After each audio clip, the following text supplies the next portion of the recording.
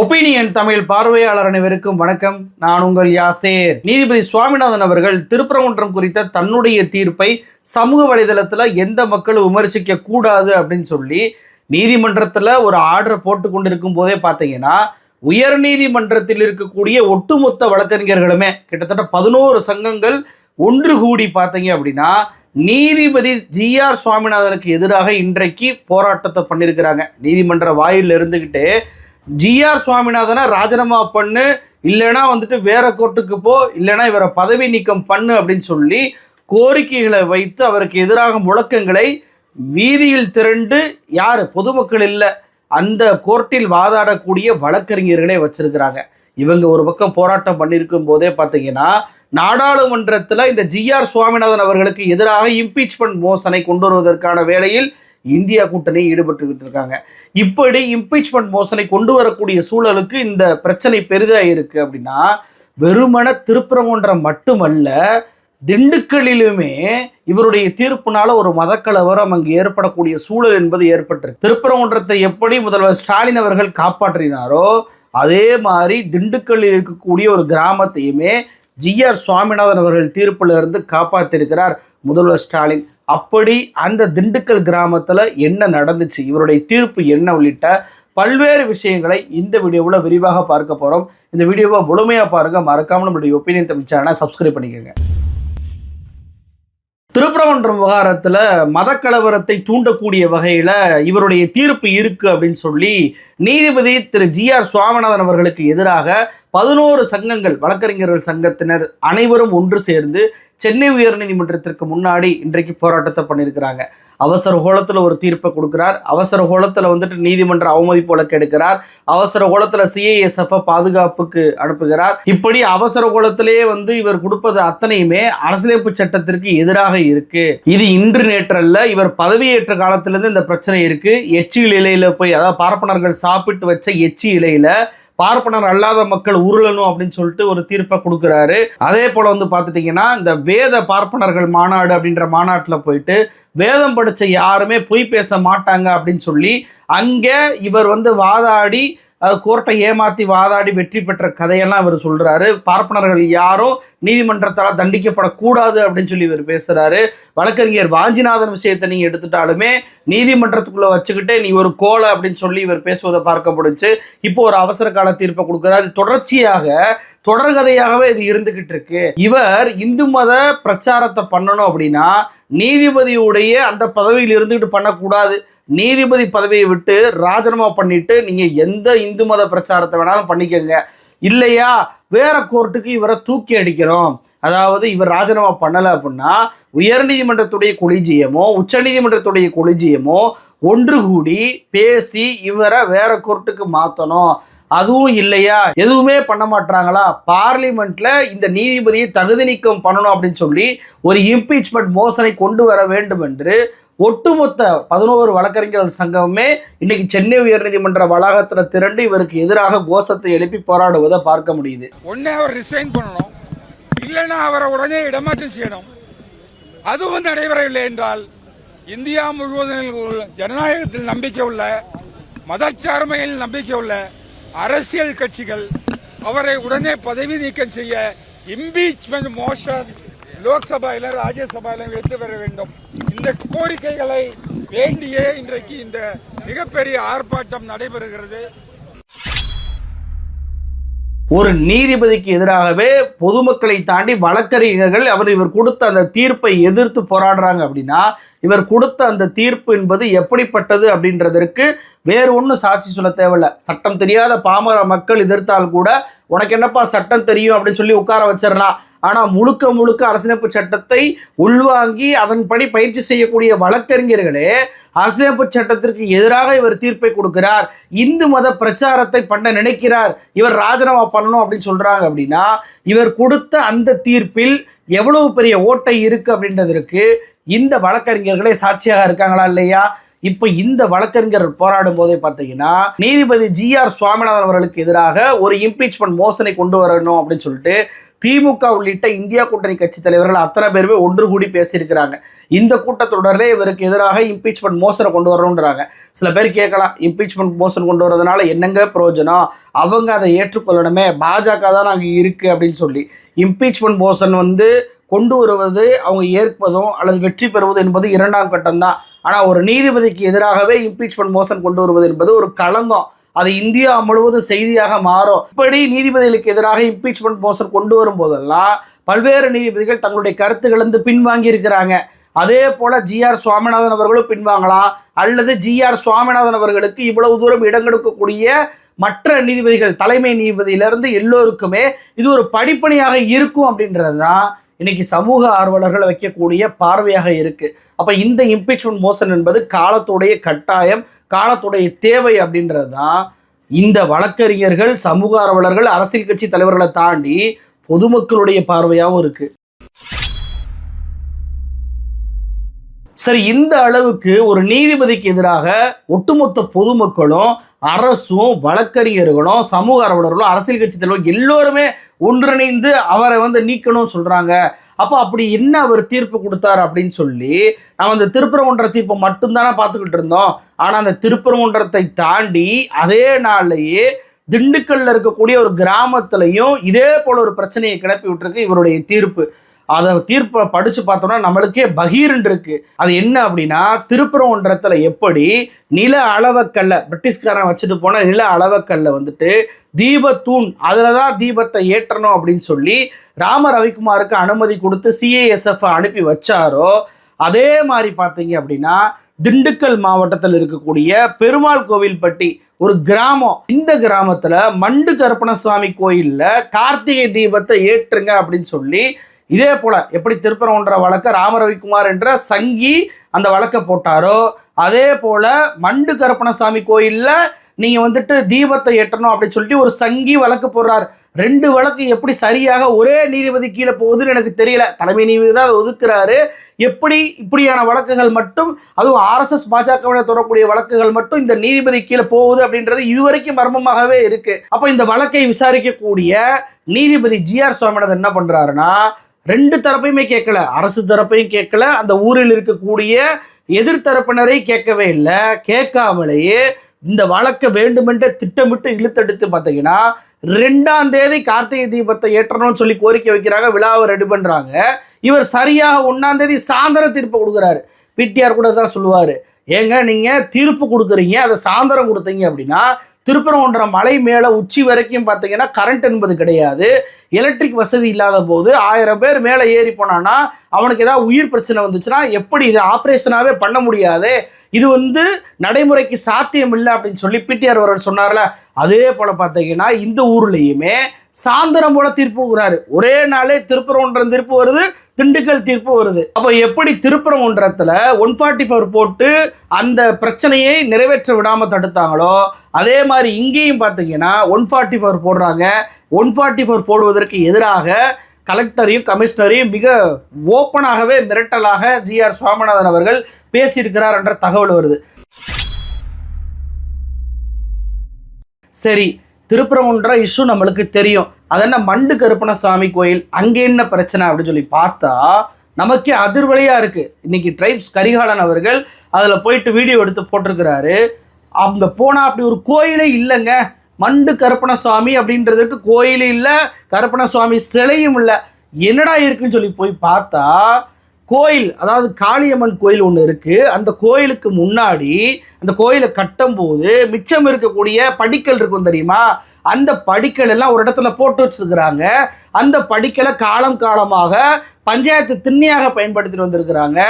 அந்த படிக்கல்ல தான் கருப்பணசுவாமி கோயில், அது மண்டு கருப்பணசுவாமி கோயில், இங்கே தான் கார்த்திகை தீபத்தை ஏற்றணும் அப்படின்னு சொல்லி உள்ளூர் பாஜக சங்கி ஒரு வழக்கு போட்டிருக்கிறாரு. நியாயமாங்க? கரிகாலன் போய் பார்க்கும்போது பார்த்தீங்கன்னா பேரிகேட்டை அடைச்சு கருவேப்பிலை மரம் முளைச்சி கிடக்கு. அதற்கு காரணம் காலங்காலமாக 94லேருந்து இந்த பிரச்சனை இருக்கு போல, அதை நான் பின்னாடி சொல்கிறேன்.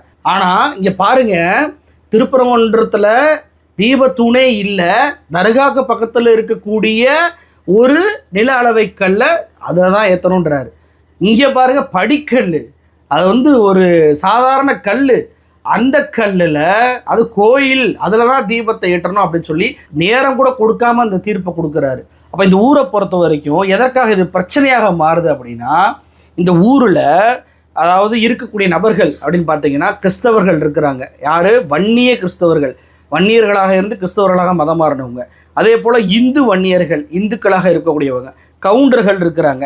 3 கோயில் இருக்குது. அந்தோணியர் ஆலயம் இருக்குது, மாரியம்மன் கோயில் இருக்குது, காளியம்மன் கோயில் இருக்குது. இந்த காளியம்மன் கோயில் தான் இந்து வன்னியர் கொண்டாடக்கூடிய கோயில். இதில் தீபம் என்பது காலம் காலமாக ஏற்றிட்டு வராங்க. நல்லா கவனிங்க, திருப்பரங்குன்றத்தில் எப்படி உச்சி பிள்ளையார் கோயிலில் காலங்காலமாக தீபத்தை ஏற்றுறாங்களோ அதே மாதிரி இந்த காளியம்மன் கோயிலே தீபத்தை ஏற்றுறாங்க. ஆனால் திருப்பரங்குன்றத்தில் எப்படி தர்காவில் இருக்கக்கூடிய தூணில் ஏற்றணுன்றாங்களோ அதே மாதிரி தான் இந்த படிக்கல்ல கருப்பணசாமி கோயிலில் ஏற்றுவோன்றாங்க. கருப்பணசுவாமி கோயில்னாவே ஆடுகடா வெட்டி தான் பார்த்துருக்கேன். கருப்பணசுவாமி கோயிலும் ஐயனார் கோயிலும் ஊருக்குள்ளேயே இருக்காது, அது அவுட்டரில் இருக்கும். எல்லை சாமின்னு தான் அதுக்கு பேர். ஆடு கெடா வெட்டக்கூடிய அந்த சாமிக்கு கார்த்திகை தீபத்தை ஏற்றுவோம் அப்படின்றது முன்னுக்கு பின் முரணா இருக்கா? அப்போ இங்கே பெரும்பான்மையாக அந்த கிறிஸ்தவ வன்னியர்கள் இருக்கிறாங்க அப்படின்ற ஒரே காரணத்துக்காக பார்த்தீங்கன்னா பாஜக கும்பல் இந்த ஊருக்குள்ளே இறங்குது. இந்த ஊர் வந்து எவ்வளோ பெரிய ஒரு கிராமம், பேரே நம்ம இது வரைக்கும் கேள்விப்பட்டதில்லை. அந்த கிராமத்துக்கு பார்த்தீங்கன்னா பிரவீன் தொகாடையா, அவர் யார்? ராமர் கோயில் பிரச்சனையை கிளப்பி விட்டவர். அவர் வந்திருக்கிறாரு, ராமகோபாலன் வந்திருக்கிறாரு, எச் ராஜா வந்திருக்கிறாரு, பொன் ராதாகிருஷ்ணன் வந்திருக்கிறாரு. ஏன் இவங்கெல்லாம் அப்படி படையெடுக்கிறாங்க? ஏன்னா அங்கே இருக்கக்கூடிய இந்துக்களை விட கிறிஸ்தவர்களோட எண்ணிக்கை அதிகமாக இருக்குது அப்படின்றனால. ஆனால் இவங்க இறங்குறதுக்கு முன்னாடி வரைக்கும், இன்று வரைக்கும் கூட அங்கே வந்துட்டு கிறிஸ்தவர் இந்துன்ற வேறுபாடெல்லாம் இல்லை. ஏன்னா நீங்கள் இஸ்லாமியராக மாறினா கூட உங்களுக்கு சாதி என்பது வராது. கிறிஸ்தவராக நீங்கள் மாறும்போது அந்த எந்த சாதியில் இருந்தமோ அதே சாதியை இணைத்து கொள்ளக்கூடிய வழக்கம் என்பது இருந்துக்கிட்டு வருது. அப்போ இவங்களும் கிறிஸ்தவ வன்னியர் தான், இந்து வன்னியரும் வன்னியர் தான். 2 குடும்பத்துக்குள்ளேயுமே திருமணங்கள் என்பது மாறி மாறி நடத்திக்கிறாங்க. அவ்வளவு தூரத்திற்கு உறவு என்பது கொண்டாடப்பட்டு வருது. அப்போ இது எல்லாத்தையும் சீர்குலைக்கணும். அப்போ சீர்குலைக்கிறதுக்கு என்ன பண்ணுறது? ஏதாவது ஒரு பிரச்சனையை ஊருக்கு மத்தியில் இருக்கக்கூடிய ஒரு விஷயத்தை கிளப்பி விடணும் என்பதற்காகவே இந்த படிக்கல் இருக்கக்கூடிய பகுதியை, அரசாங்கத்து நிலத்தில் இருக்கக்கூடிய இந்த பகுதியை இது வந்து மண்டு கருப்பணசுவாமி கோயில்னு சொல்லி பரப்புகிறாங்க. அந்த ஊரில் இருக்கக்கூடிய இந்துக்கள், வன்னியர்கள் இருந்து கவுண்டர்கள் இருந்து இருக்காங்கல்ல, அவங்கள்ட்ட போய் கேட்டால் கூட அப்படியா, அப்படி ஒரு கோயிலே இங்கே கிடையாதுங்க அப்படின்னு சொல்லி 65 வருஷம் 70 வருஷமாக அந்த ஊரில் இருக்கக்கூடிய மக்களே சொல்றாங்க. ஊர்ல இருக்கிறது இந்த 3 கோயில் மட்டும்தான், வேறபடி எந்த கோயிலும் கிடையாது. 3 கோயில் மண்டு கருப்பணசாமி கோயில்னு இல்ல. கருப்பணசாமிங்கிற கோயில் வந்து எங்க ஊர்ல கிடையாது. இதுதான் சொந்த ஊர்ல. நான் பிறந்து 70 வருஷம் இருக்கு. 70 வருஷம். இங்க இந்த ஊர்ல பெருமாள் கோயில் பட்டியல மண்டு கருப்பணசாமி கோயில் இருக்கு. மண்டு கருப்பணசாமி கோயில் இங்க இல்லப்பா. அதே எங்களுக்கு விவரம் தெரிஞ்சனால இருந்தே எங்களுக்கு தெரியாதுன்னு நாங்க சொல்றோம். ஒரு கோயில் இல்லையா? எங்களுக்கு தெரியாது. அப்ப அந்த ஊர்ல இருக்கக்கூடிய மக்களுக்கே தெரியாத ஒரு விஷயம், படிக்கல்லாக இருக்கக்கூடிய ஒரு விஷயம், எப்படி ஜிஆர் சுவாமிநாதன் அவர்களுக்கு மட்டும் அது ஒரு மண்டு கருப்பணசுவாமி கோயிலாக தெரியுது, அதுலயும் கார்த்திகை தீபத்தை ஏற்றணும் அப்படின்னு சொல்ல தோணுது அப்படின்றது எனக்கு தெரியலங்க. அது மட்டும் இல்லைங்க, நான் ஏற்கனவே சொன்னேன்ல, அங்க வந்து கருவேல மரம் வந்து வளர்ந்து கிடக்கு, பேரிகேட்டை வச்சு அரசு முடியிருக்கிறாங்கன்னு. ஏன் பேரிகேட்டை வச்சு அரசு முடியிருக்கிறாங்கன்னா, இந்த 94லேருந்து இந்த பிரச்சனை வந்து இது கோயில் இருக்கு, மண்டு கோயில் தான் சொல்லியிருக்கிறாங்க. முதல்ல மண்டு கருப்பணசுவாமி கோயில்னு பேரை சொன்னதே எப்படின்னா 2009ஆம் ஆண்டு ஒரு வழக்கு போடுறாங்க. இந்த பாஜக தரப்பு தான் போடுது. இந்த வழக்கு வந்து நீதிமன்றத்தால் தள்ளுபடி பண்ணப்படுது.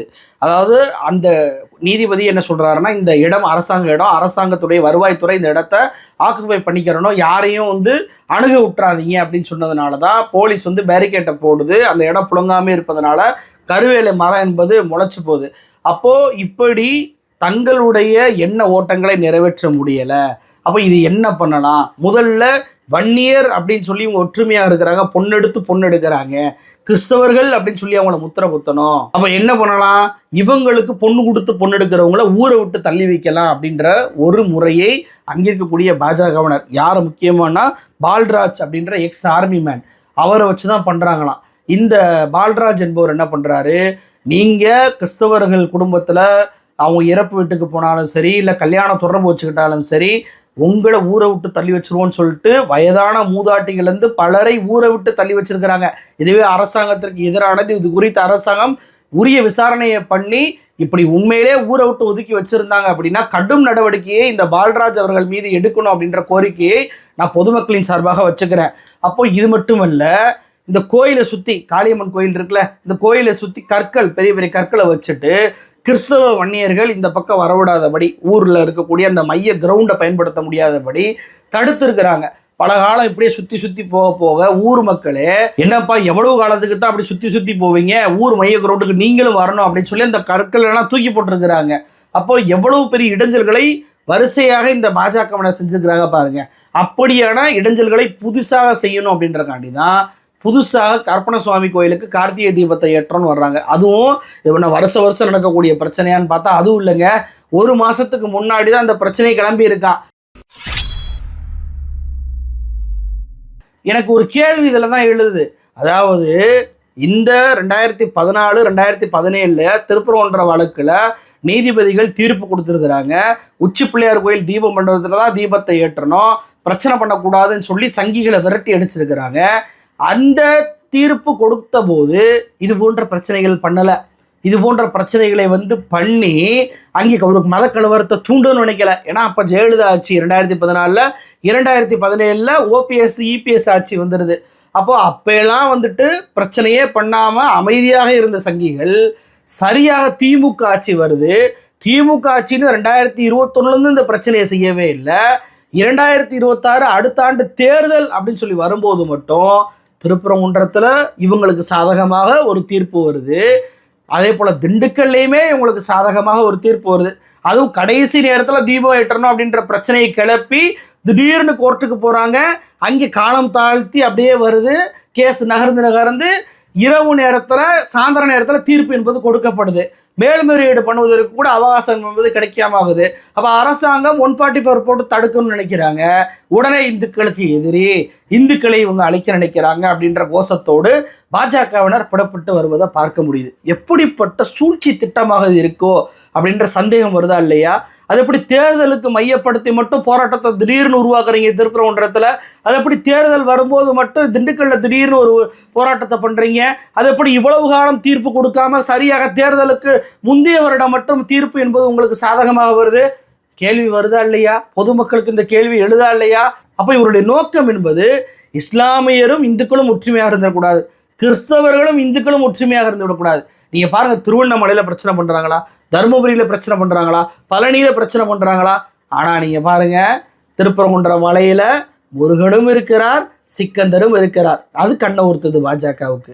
இங்கே அப்படியே திண்டுக்கலுக்கு வாங்க, அங்கே அந்தோணியர் ஆலயமும் இருக்குது, பிரிட்டிஷ் காலத்து ஆலயமும் இருக்குது, மாரியம்மன் கோயில் இருக்குது, காளியம்மன் கோயில் இருக்குது.